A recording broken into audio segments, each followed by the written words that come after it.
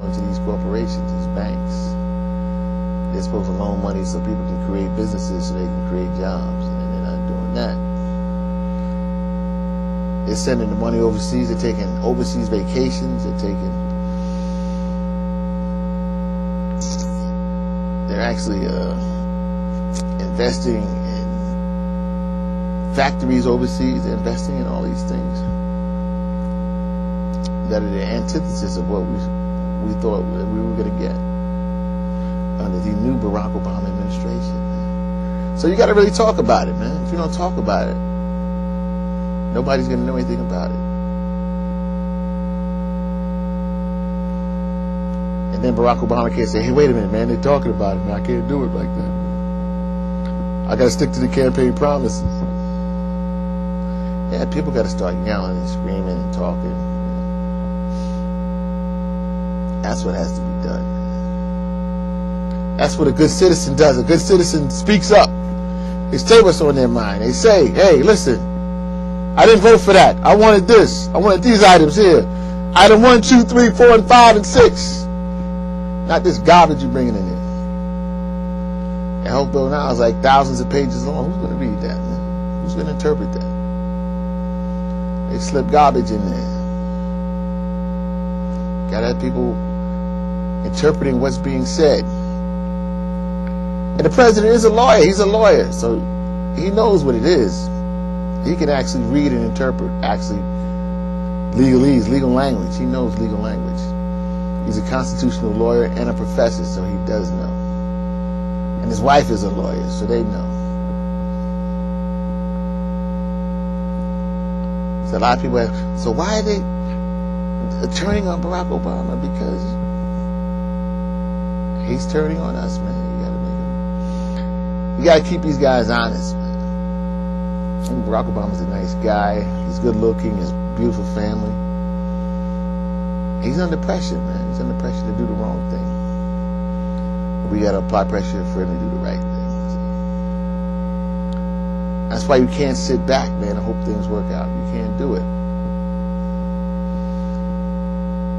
Like when Bill Thompson was going for mayor, you can't sit back, man, and hope things just fall into place.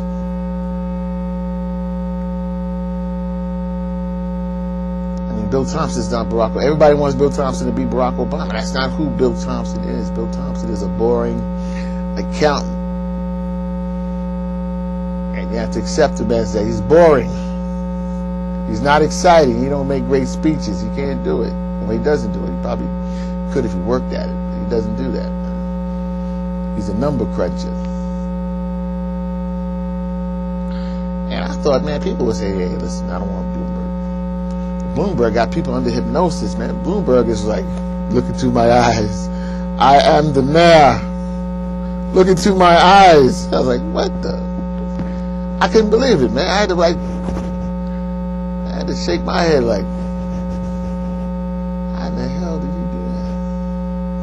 Bloomberg's like a financial Svengali. People just stood around and actually watched him do this. I went to vote at like 8 o'clock in the morning. I started going out at 6, but I was like, let me sleep another 5 minutes. It was 2 hours later. I finally got there at 8 o'clock. And I live in a black community, so I got in there, man. Wasn't hardly nobody in there, man. Hardly anybody went to vote.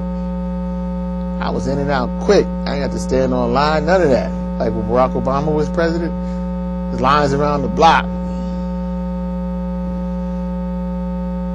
I went to vote for Thompson, man. Everybody was like, come on in, all right. Yeah, we got it. Yeah, all right.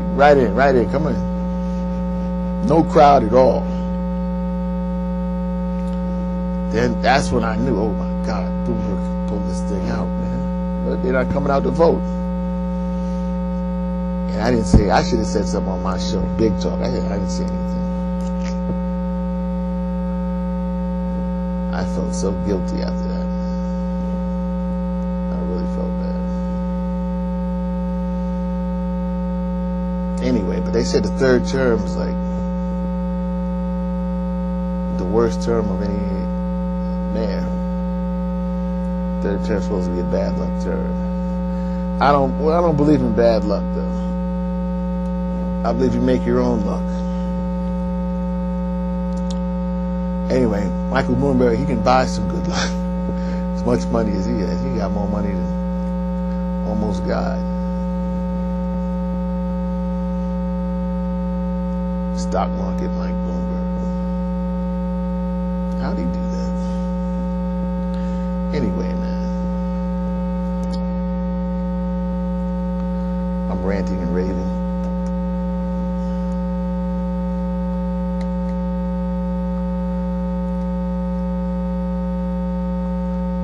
Talking about these kids, man, and their parents, man. Kids and their parents.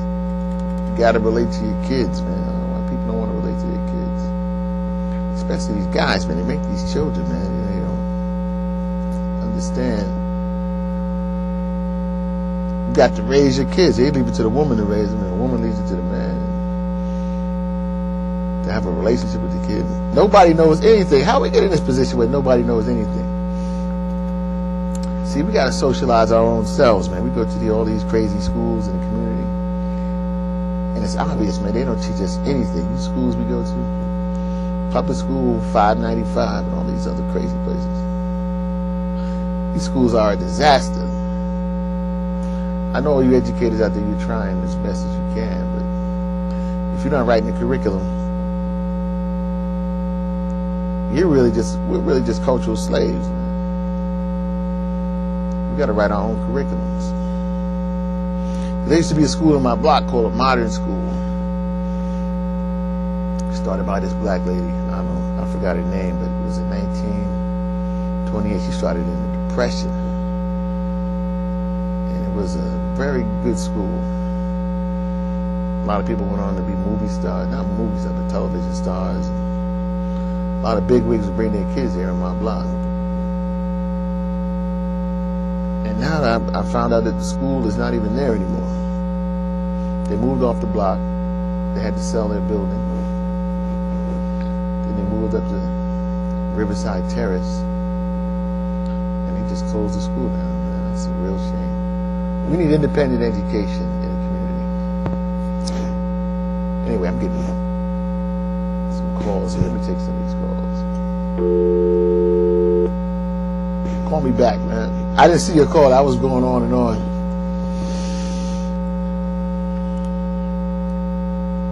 I was going on and on. Because I got this little anniversary here.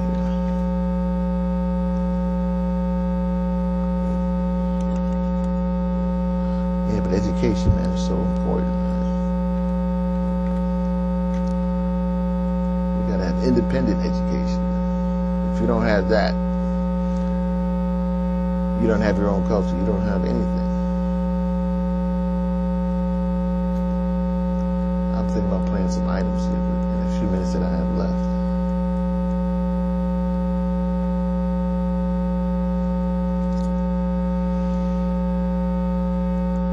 People don't. Well, we don't understand what education is. We've been so far pushed backwards. We don't even understand what it's like to be educated. To be educated is to be able to think on your own, think outside the box, have your own ideas, be able to contribute new concepts, to be able to bring new points of view to the conversation. I wonder here. Let me see. All right, I'm going to show you this. I'm going to show you an item of education about what I'm talking about. Because this guy, he's real articulate. He can say it better than me.